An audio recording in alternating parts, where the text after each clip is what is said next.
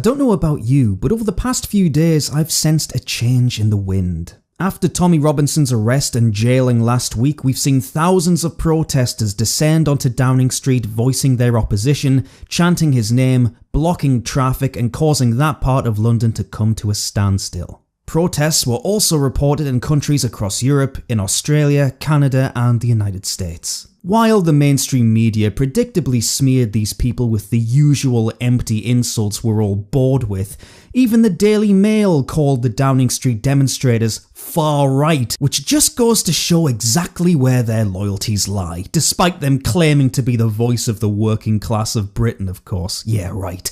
These labels just don't stick anymore, boys. The petition I linked to in my previous video, which at the time had barely 30,000 signatures, is now almost at 500,000. Wow, this country is just swarming with Nazis, it seems. They're everywhere, around every street corner. How will we ever cope?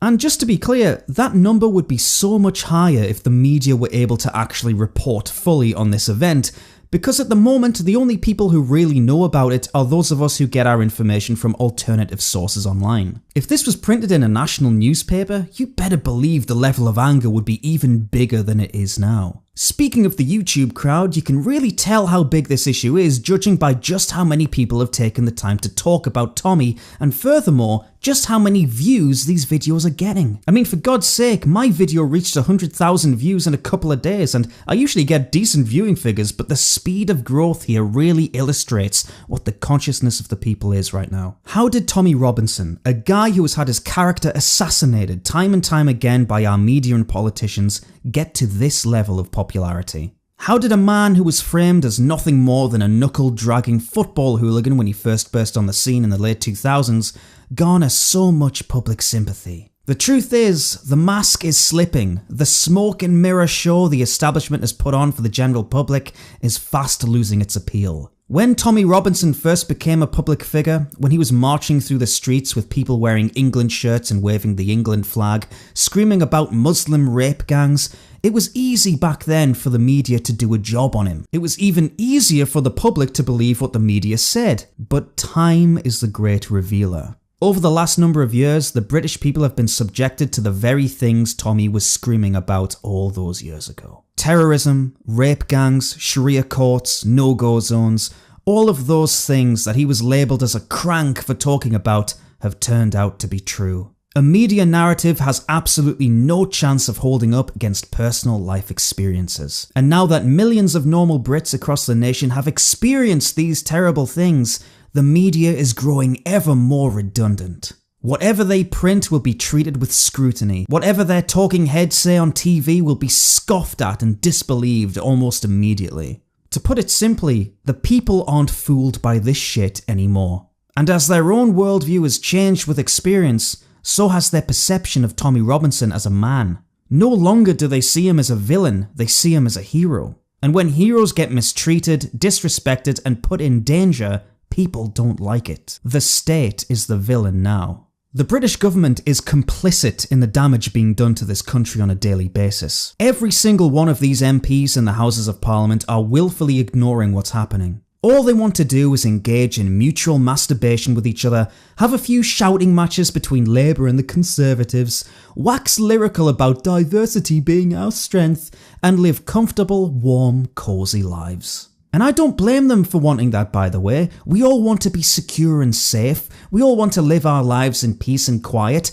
But these people were elected to speak for the people of this nation, who right now don't have a hope in hell of having a life like that. Westminster is only concerned about maintaining the status quo. They don't want anything to change. They want to keep the public bored and disinterested, but most of all preoccupied by meaningless things, while a great cancer grows in Britain from within.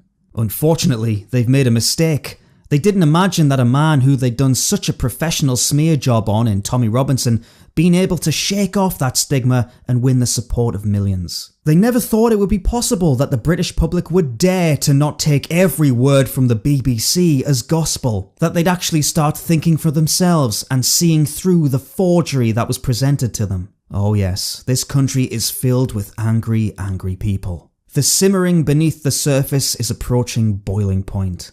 Years upon years upon years of neglect and disrespect has left a mark. The longer this Tommy Robinson debacle goes on for, the bigger this movement will get. Just a reminder, Tommy's safety is still of paramount importance, and there are links below that will allow you to show your support and help him. The petition, as I mentioned, his website where you can donate financially, and the contact details of the Home Office where you should absolutely flood Sajid Javid's inbox with your disapproval, shall we say. I've sent a few emails already, of course I'll never hear back, but then again I imagine the servers at his office are under a bit of strain right now, so keep it up.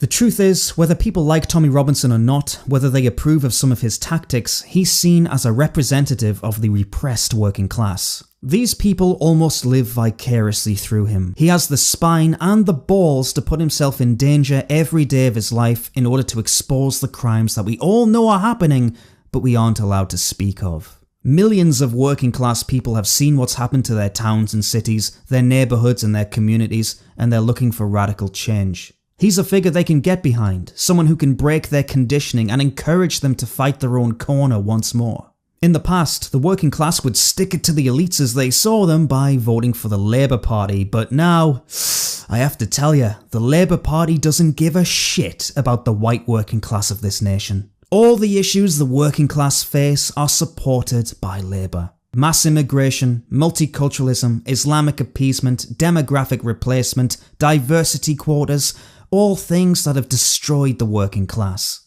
The Labour Party aren't for you anymore. Who they are for is the self-satisfied Guardian readers who pat themselves on the back for calling someone racist over Facebook while pretending to like grime music. They're for the Owen Joneses of this world, who couldn't be more detached from reality if he tried, but he has no time to look at himself in the mirror because he's too busy rimming Corbyn's arse and pretending to be a revolutionary. You can't be a revolutionary when you hold the safest opinions around, sunshine. Yet with all this being said, working class towns still vote for Labour en masse at every election and act so counterproductive to their own interests, it's hard not to wonder if they're all secret sadomasochists. And I come from a working class background, the frustration is real. But then who else can they vote for? The Conservatives? Pfft.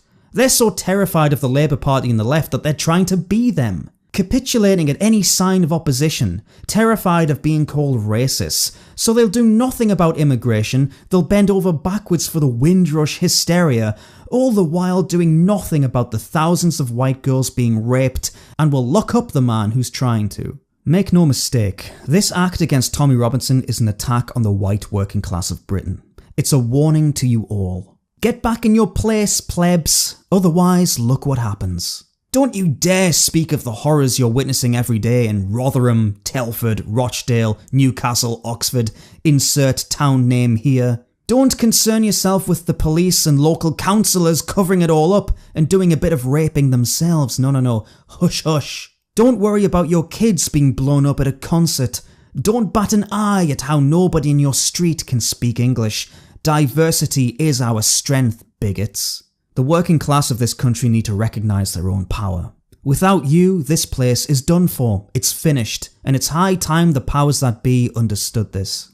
Years of being talked down to, disrespected, taken for granted and smeared, that's all going to come to a head.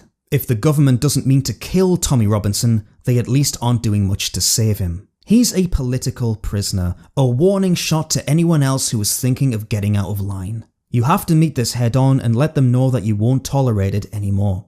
Get involved with online campaigns like the ones I've linked.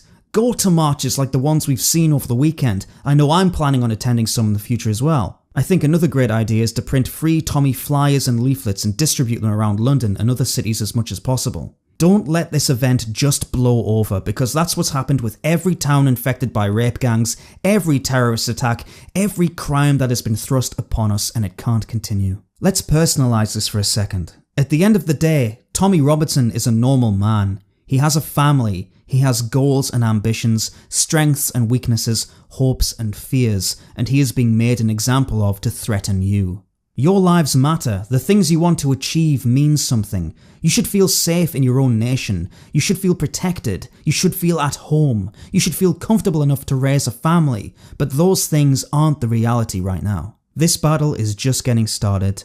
I hope you're willing and able.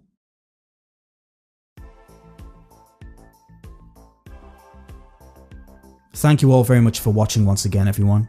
Please, if you can, share this video and every other video talking about this situation. It really is so serious, and whether you agree with Tommy Robinson or not, whether you follow him or not, I don't agree with everything he does. This could happen to any one of us, and it will happen more and more if we don't do something about this, if we don't make enough noise.